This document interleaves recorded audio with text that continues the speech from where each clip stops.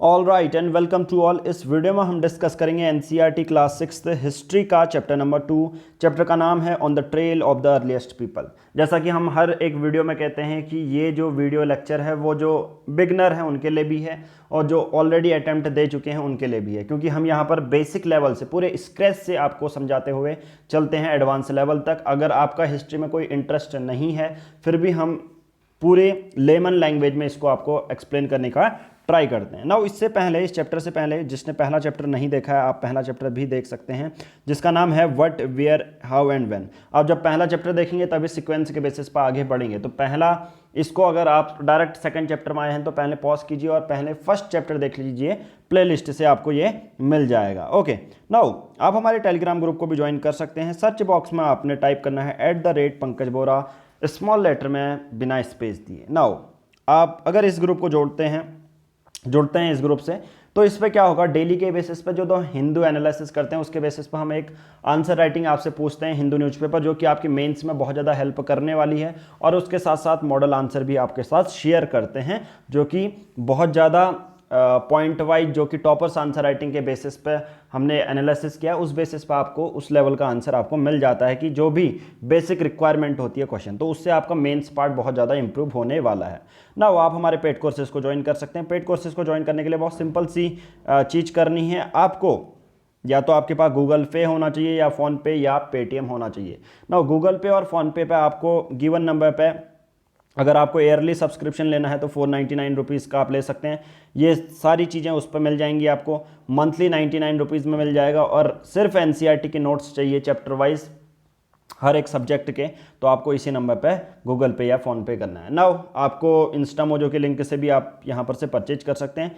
आपको करना बहुत सिंपल है, जो भी आप पेमेंट करोगे फिर सेम आपको पेमेंट की स्क्रीनशॉट इसी नंबर पे व्हाट्सएप भी करनी है। ओके, नाउ स्टार्ट करते हैं बिना किसी देरी के। अच्छे से समझेंगे, एक एक पॉइंट समझेंगे और उसके बेसिस पर डिस्कस करेंगे। देखिए, हमने कहा था इससे पहले जो चैप्टर में हमने देखा था कि किस किस अलग अलग जगह रैंडम से हमने कुछ फैक्ट पढ़े थे कि किस किस जगह पर हमें स्क्रिप्ट मिली, स्क्रिप्ट क्या होती है, मेन्यू स्क्रिप्ट क्या होती है। ठीक है, तो ये सब चीज़ें हमने देखने को मिली। बट यहाँ पर हम देखेंगे जो people lived in the subcontinent as the early as 2 million years ago. अब 2 मिलियन साल से भी पहले से रह रहे हैं। और जनरली पहले उनके पास एक्चुअल में वो फार्मर नहीं हुआ करते थे, वो खेती नहीं करते थे। तो सिंपल सी बात है, इनिशियल में we describe them as hunter gatherer, यानी कि वो क्या करते थे, खाना इकट्ठा करते थे। अब वो खाना बना नहीं रहे हैं इनिशियल में। ठीक है, 2 मिलियन साल पहले की बात करता हूँ जब लोग रहते थे। और अब ये उनको हम क्या बोलते हैं, हंटर या गैदरर। या तो वो किसी जानवर को मार देंगे और कच्चा खा लेंगे, या गैदरर या खाना इकट्ठा करते थे। अब hunter hunted the wild animals, caught fish and birds, या तो पक्षी खाते थे, वो मछली खाएंगे।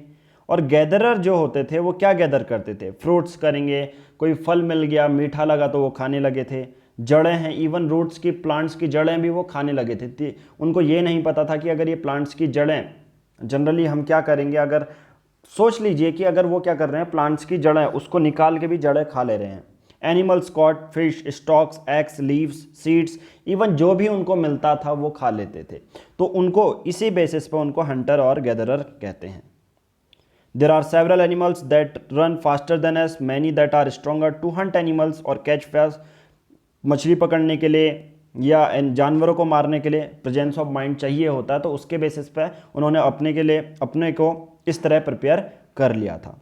अब धीरे धीरे वो क्या करने लगे, कभी कभी क्या करने लगे थे, जैसे मशरूम होते हैं जो एडिबल होते हैं, कुछ तो एडिबल होते हैं खाने वाले, कुछ ऐसे होते हैं जो पॉइजनस भी होते हैं। तो उसके बेसिस पे धीरे धीरे आप समझ सकते हैं कि किस तरह से ह्यूमन समझने लगा होगा।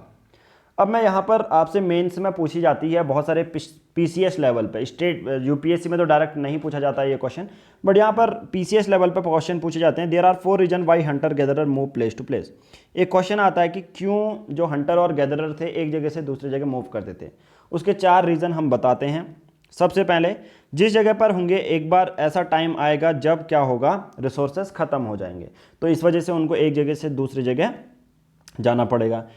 दूसरा रीज़न क्या हो सकता है, either in the search of small prey और in the case of deer and wild cattle in search of grass and leaves, so hunter have to move to follow them.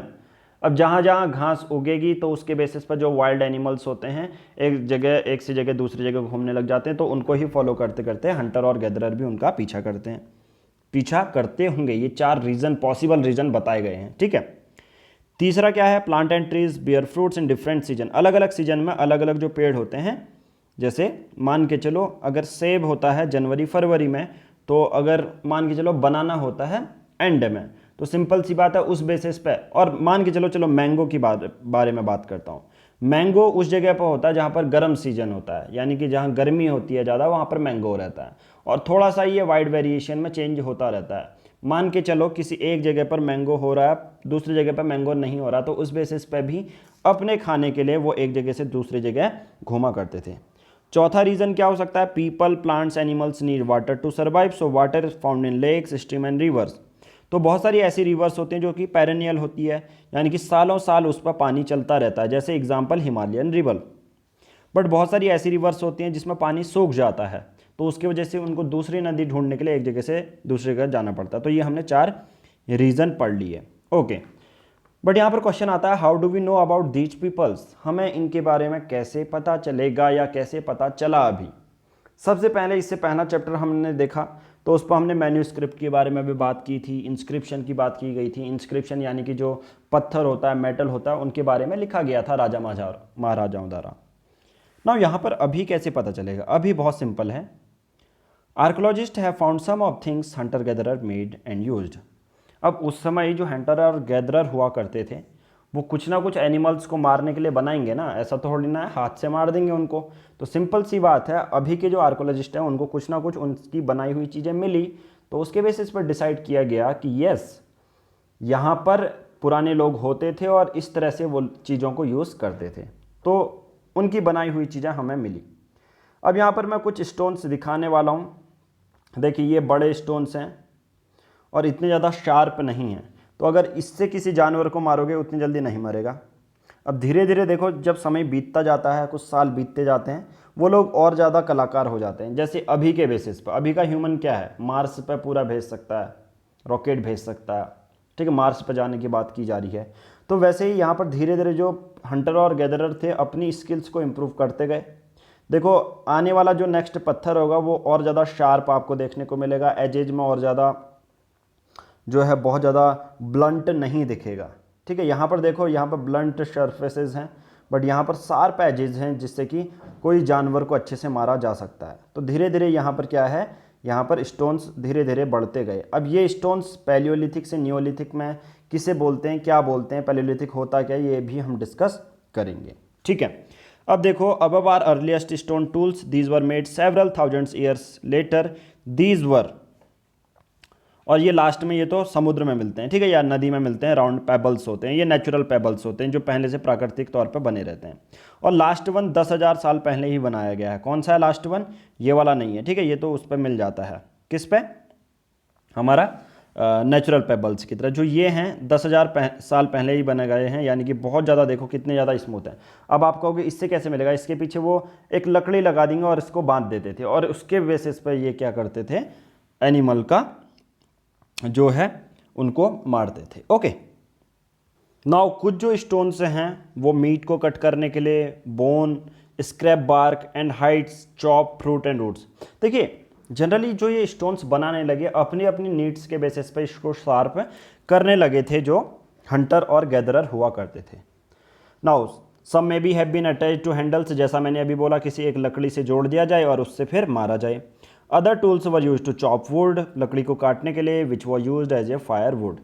अब यहाँ पर फायर का जिक्र है तो कुछ कुछ फैक्चुअल चीज़ें हम पढ़ेंगे। कमेंट बॉक्स में आपने बताना है क्या पैलियोलिथिक एज में फायर डिस्कवर हो गई थी, क्या आग डिस्कवर हो गई थी।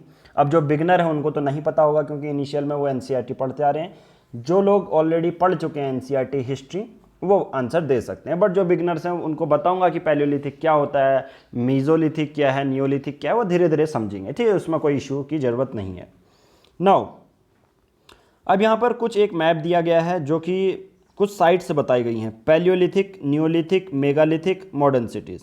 देखो ये ट्रायंगल वाली हैं वो पैलियोलिथिक हैं। जैसे एग्जांपल देखो, ट्रायंगल वाली देखनी है, ठीक है, हुंस्की है, कर्नॉल केव्स है, दूसरा हो गया, 2 हो गई। तीसरी देखो भीमबेटका है। ये पैलियोलिथिक साइट्स हैं।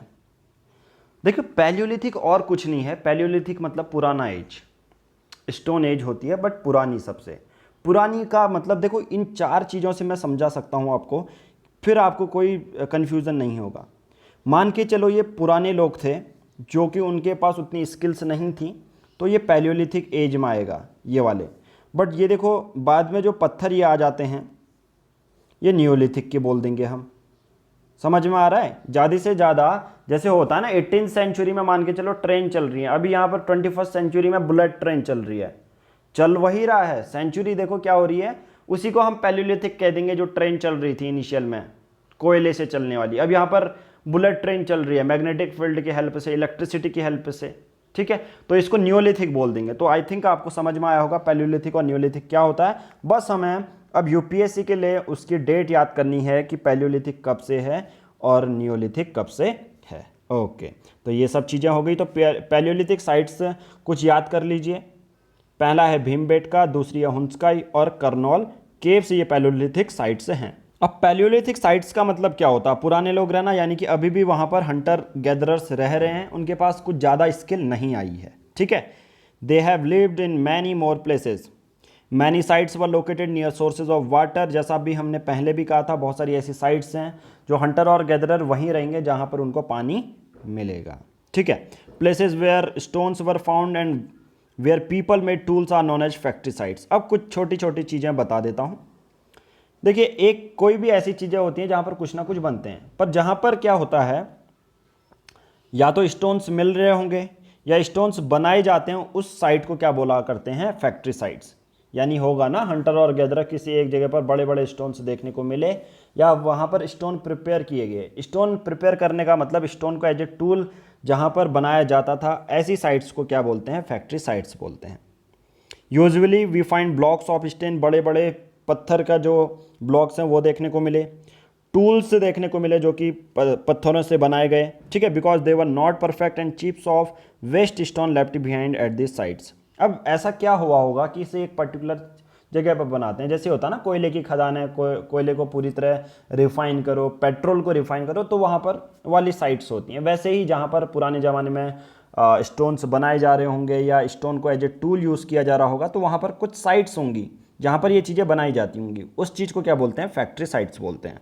अब कभी कभी क्या जो हंटर और गैदरर उस जगह पर रहते भी होंगे, एक तो होता होगा ना अपने घर से गए कृषि एक जगह पर स्टोन्स बनाने का काम किया कि हाँ इसको आज टूल बनाने हैं, बट बहुत सारे लोग ऐसे भी होते होंगे जो वहाँ पर भी रहते होंगे, जो वहीं पर रह के स्टोन्स बनाते होंगे। तो ऐसी चीज़ को क्या बोलते थे? ऐसी साइट्स को हैबिटेशन कम फैक्ट्री साइट, मतलब वहाँ लोग रह भी रहे हैं और अपना जो पत्थरों से स्टोन्स एज ए टूल की तरह बना भी रहे हैं।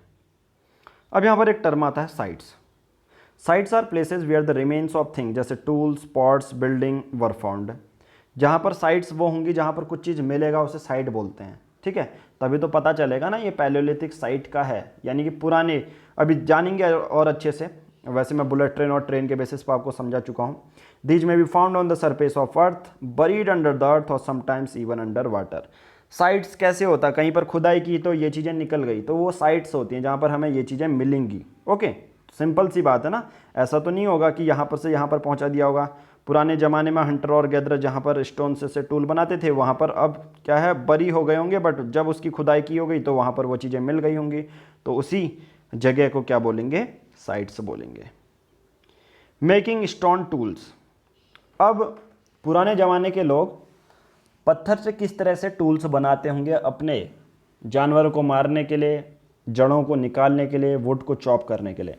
दो तरीके हैं, स्टोन ऑन स्टोन और प्रेशर फ्लैकिंग। बहुत सिंपल है। One payable was held in one hand और दूसरा स्टोन दूसरे हैंड में एज ए हैमर, ठीक है। वन पेबल एक उसमें पकड़ेंगे और दूसरा स्टोन। स्टोन और पेबल में एक ही अंतर है। जो पेबल्स होते हैं जनरली जो नेचुरल स्टोन होते हैं, जैसे पानी के अंदर, रिवर के अंदर जो मैंने राउंड वाले दिखाए थे, उसे पेबल बोलते हैं। स्टोन जो बनाए जाते हैं, स्टोन जो बनाए जाते हैं, तो सिंपल सी बात है, एक स्टोन को पकड़ा और जो नेचुरली पाए जाते हैं उस पेबल को स्टोन में यानी कि टूल की तरह बनाया, तो इसे स्टोन ऑन स्टोन कहते हैं। दूसरा होता है प्रेशर फ्लैकिंग। बहुत सिंपल होता है प्रेशर फ्लैकिंग, मतलब एक स्टोन है उसको तेज से मतलब पकड़ा और दूसरे स्टोन में क्या करा, एज उसके शार्प किए, उसे कहते हैं प्रेशर फ्लैकिंग। एक में तो क्या होता है हैमर की तरह मारते रहो, ठीक है, दूसरा होता है प्रेशर फ्लैकिंग जिसमें एज को बहुत ज़्यादा शार्प किया जाता है।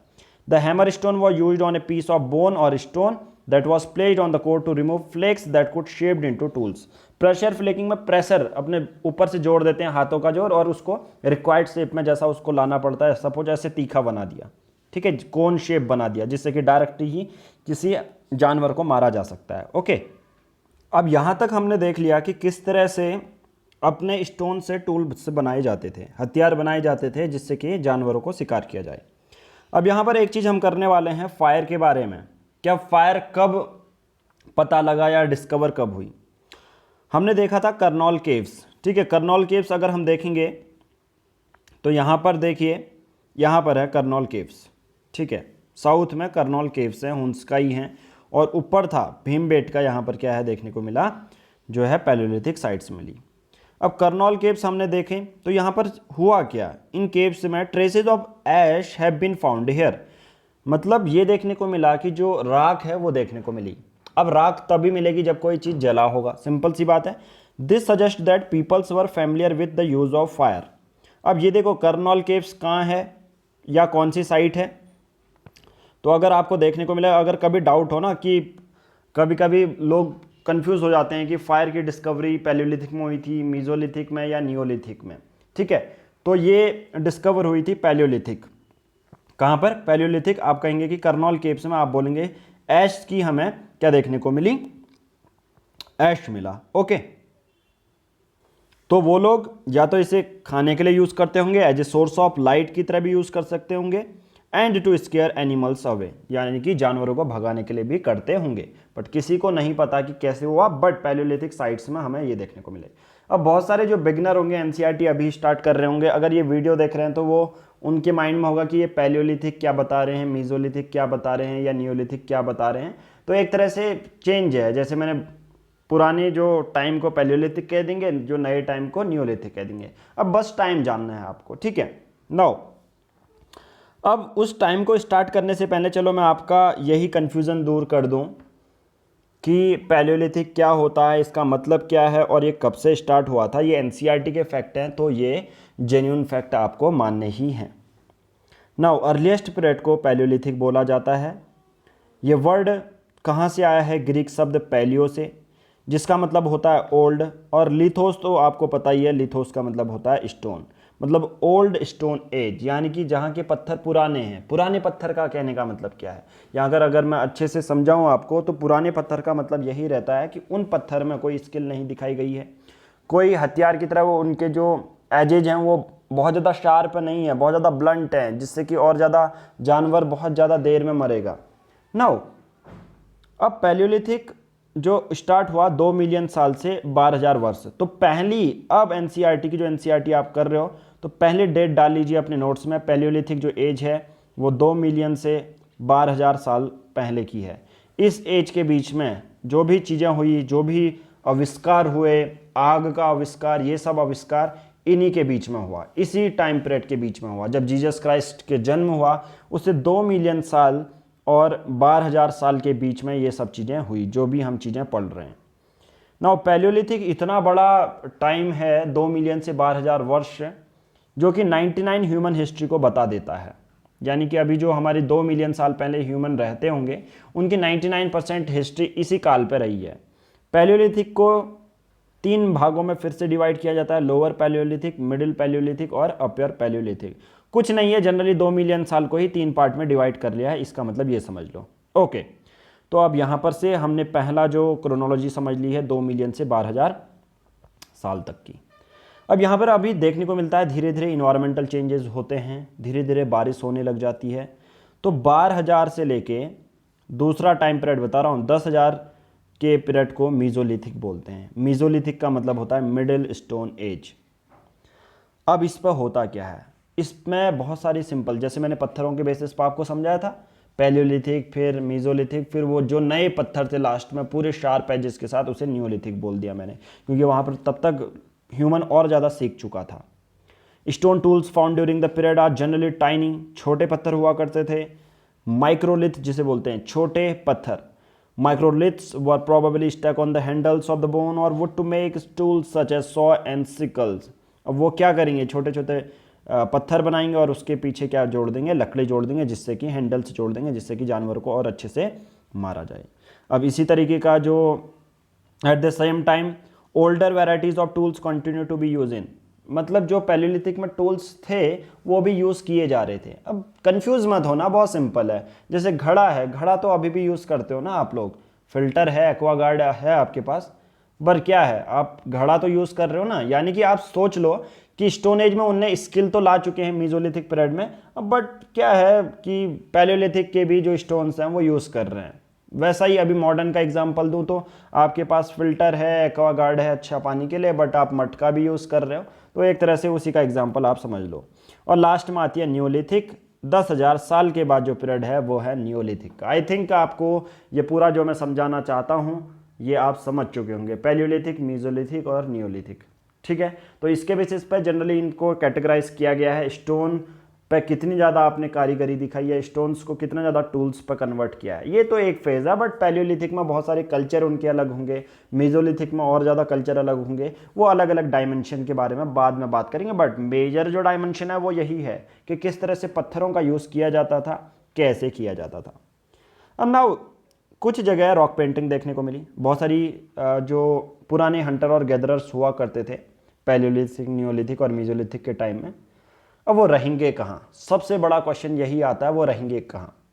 या तो वो क्या करते थे, या तो वो क्या कर सकते हैं, ज़मीन खोद के नीचे जा सकते हैं। वो कौन से पीरियड के थे वो अभी धीरे धीरे जानेंगे। बट वहाँ पर बड़ी बड़ी वो केव्स होती थी, तो वहाँ पर छुप जाया करते थे, या तो किसी एनिमल्स से बचने के लिए, ठीक है, या बाहर बारिश आ गई, बिजली कड़की, तो many of the caves in which these early people lived have painting on the walls. अब वो लोग गुफा में रहते तो सिंपल सी बात है, ऐसा बोला जाता था खाली टाइम पर वो लोग क्या करते थे, पेंटिंग बनाया करते थे। सम ऑफ द बेस्ट एग्जाम्पल है मध्य प्रदेश में और साउदर्न उत्तर प्रदेश में। यहाँ पर ये बनाया क्या करते थे, अब माना ये जाता है कि देखो केव्स में इसलिए छुपा करते थे या तो बारिश से बचने के लिए या बहुत ज़्यादा गर्मी हो गई उससे बचने के लिए। बट सबसे ज़्यादा बोला जाता है कि जो जानवर होते हैं उनके पीछे पड़ जाते थे, तो इसलिए वो केव्स में छुप जाते थे। अब जो जानवर उनके पीछे पड़ते थे एक्चुअल में वही जो जानवर हैं वाइल्ड एनिमल्स की वो पिक्चर बना देते थे, ठीक है, drawing with a great accuracy and skill की वही जानवर वो दिखा देते थे। अब मैं एग्जाम्पल एनसीईआरटी का भी आपको दिखाता हूँ। नाउ ये एनसीईआरटी की ओरिजिनल टेक्स्ट बुक है, इस पर यहाँ पर देखने को मिल रहा है भीमबेटका, कर्नॉल केव्स और हुंस्काई, ये तीनों ही पैलियोलिथिक साइट से हैं, यानी कि 2 मिलियन साल से 10-12 हज़ार साल तक। अब ये ऐसा नहीं कि बाद में ये एग्जिस्ट होना बंद हो गई थी। पैलियोलिथिक साइट एक तरह से टाइम पीरियड है जहाँ पर ये टूल्स का यूज़ करते हैं। कोई ऐसा नहीं है कि इतने तक ही ये पैलियोलिथिक है फिर उसके बाद डिस्ट्रॉय हो गई, ऐसा मत कन्फ्यूजन क्रिएट करना। ये एक तरह से टाइम पीरियड है जहाँ पर स्टोन्स को इस तरह से टूल्स की तरह यूज़ किया जा रहा था। नाउ आपको यहाँ पर केव्स बड़ी बड़ी दिखाई दे रही हैं ओरिजिनल टेक्स्ट बुक में, और इन केव्स में मैंने बोला अभी पेंटिंग कराई जाती थी या की जाती थी। देखिए इस तरह से एक्यूरेट पेंटिंग यहाँ पर की जाती थी। ओके, नाउ ये समझ चुके हैं। अब आगे बढ़ते हैं एक फैक्चुअल कॉन्सेप्ट की ओर। भीमबेटका प्रेजेंटली ये है मध्य प्रदेश में। ये सम ऑफ द साइट्स है, हैबिटेशन साइट्स है यहाँ की, यानी कि लोग रहते हैं, ठीक है, रहते थे। These includes caves and rock shelters such as the one shown here. People chose these natural caves because they provide shelter. सबसे पहले मैंने जैसा बोला कि रेन, हीट, विंड से बचने के लिए, और कभी कभी तो क्या किससे बचने के लिए, जो जानवर होते थे। Natural caves and rock shelter are found in Vindhyas and Deccan plateau. These rock shelter are close to Narmada valley. अब जो रॉक शेल्टर है ऐसा नहीं कि ये केव्स उन्होंने बनाई होंगी, ये पहले से नेचुरली बनी हुई है। ये दक्कन प्लेट्यू में आमतौर पर देखने को मिलती हैं, नर्मदा, और जनरली इन केव्स की खास बात यही है कि ये उन्हीं के पास होती है जनरली जहाँ पर पानी के स्रोत हैं और वहीं पर लोग रहते भी हैं। Okay, who did that? क्या we have seen that earliest people hunted, gathered plant produce, made stone tools and painted on cave walls. अभी तक हमने पूरा जो पढ़ा उसका एक कंक्लूजन की बात यह है कि अभी तक हमने ये देख लिया कि हंटरिंग करते हैं, गैदरिंग करते थे, जो पत्थरों से टूल्स बनाए करते थे और केव्स में पेंटिंग किया करते थे। उस पर से एक का एग्जांपल है भीमबेटका जो कि मध्य प्रदेश में है, ठीक है। अभी बहुत सारी चीज़ें ऐसी भी देखने को मिलती है जहाँ पर वीमेंस और मैन कुछ चीज़ें करते थे, और कहीं पर ऐसी भी चीज़ें देखने को मिली है जहाँ पर सिर्फ वो काम मैन करा करते थे और कुछ काम विमेंस। हालांकि एनसीईआरटी में कोई चीज़ ऐसी मेंशन नहीं की गई है और इसका कोई प्रूफ भी नहीं है कि कौन सी चीज़ जो है वो मैन करा करता था, कौन सी चीज़ विमेन करा करती थी। ओके, नाउ अब हम अलग अलग जगह देखते हैं और उनमें से एक जगह है हुंस्काई। ठीक है, हुंस्काई क्या है ये जान लेते हैं, और ये भी साउथ में पड़ता है। नाउ इसके बारे में, ये भी एक पैलियोलिथिक साइट्स है। At some site a large number of tool used for all sorts of activities, और ये एक तरह से हैबिटेशन कम फैक्ट्री साइट थी। हुंस्काई क्या है, हुंस्काई में क्या है, स्टोन्स से टूल बनाए करते थे और वहाँ पर लोग रहते भी थे, तो इसी को इसलिए हैबिटेशन कम फैक्ट्री साइट्स बोला जाता है। Some of the sites were close to the spring, most tools were made from limestone which was locally available. अब फैक्ट प्रीलिम्स के लिए, अगर प्रीलिम्स में आएगा कि क्या फायर पैलियोलिथिक के दौरान डिस्कवर हुई थी, आप कहोगे यस। आपका एग्जाम्पल होना चाहिए कर्नॉल केव्स में ऐश के जो राख होते हैं उसके एविडेंट मिले थे। Now ostriches were found in India during the palaeolithic period. एक और फैक्ट है आपके लिए कि पैलियोलिथिक में इस चैप्टर से दो चीज़ें पता चली। सबसे पहले फायर डिस्कवर हुई थी, पहला पॉइंट। दूसरा, जो ऑस्ट्रिच हैं वो मिलते थे पैलियोलिथिक पीरियड में। कैसे पता चला? लार्ज क्वांटिटीज ऑफ ऑस्ट्रिच के जो एक्शेल होते हैं ना, बाहर का जो छिक्कल होता है पूरे अंडे का, वो देखने को मिला। कहाँ? महाराष्ट्र में। Designs were engraved on the some pieces and beads were also made out of them. Beads बनाए जाते हैं, जैसे ताबीज होते हैं ना, और जैसे प्रीशियस स्टोन्स हैं वो बनाए जाते थे, और कुछ बहुत सारे लोग ऐसे होते थे कुछ चीज़ उस पर लिख भी देते थे। वहाँ पर लिखने का मतलब क्या है? इंस्क्रिप्शन। जैसे होता ना इंस्क्रिप्शन, हमने देखा मेटल हार्ड सर्विसेज में वो इंस्क्रिप्शन है, तो वैसे डिज़ाइन बना देते थे। तो अब लास्ट में एट द एंड यही करते हैं कि मीजोलिथिक पीरियड 12,000 से 10,000 साल ईयर्स एगो, और न्यूलिथिक है 10,000 ईयर्स एगो के बाद का। तो 3 टाइम पीरियड बता देता हूँ लास्ट में प्रीलिम्स के लिए। पैलियोलिथिक है 2 मिलियन से लेके 12,000 साल तक, मीजोलिथिक है 12,000 से 10,000, और न्यूलिथिक है 10,000 के बाद का जो टाइम होगा। ठीक है, और इसका मेजर कैरेक्टरिस्टिक्स यही है कि टूल्स में स्किल्स देखने को मिली, टूल्स और ज़्यादा शार्प होने लगे थे, और दूसरे कल्चर भी होते हैं बट मेजर चीज़ इन्हीं से डिस्क्राइब होता है। लास्ट में कीवर्ड कर लेते हैं, हंटर और गैदरर कौन होते हैं? People who hunted animals and gathered fruit are from plants. Site क्या होती हैं? ऐसे प्लेसेस जहाँ पर हमें टूल्स, पॉट्स, बिल्डिंग देखने को मिले, वैसे साइट्स। हैबिटेशन, जहाँ पर लोग रहते हैं उसे हैबिटेशन कहते हैं। Factory, where people made tools for hunting and other purposes, जहाँ पर टूल्स बनाए जाते थे पत्थरों से। पैलियोलिथिक ओल्ड स्टोन एज बोला जाता है 2 मिलियन से 12,000 साल, जो मैंने लिखा भी है। मीजोलिथिक मिडिल स्टोन एज जो 12,000 से 10,000 ईयर्स एगो, और न्यूलिथिक 10,000 के बाद। तो इस वीडियो में इतना ही करेंगे। लाइक नहीं किया तो वीडियो लाइक कीजिए और सब्सक्राइब कीजिए चैनल को। पूरा एनसीईआरटी पूरा कोर्स हम कंप्लीट कराने वाले हैं 6 to 12 चैप्टर वाइज। ओके।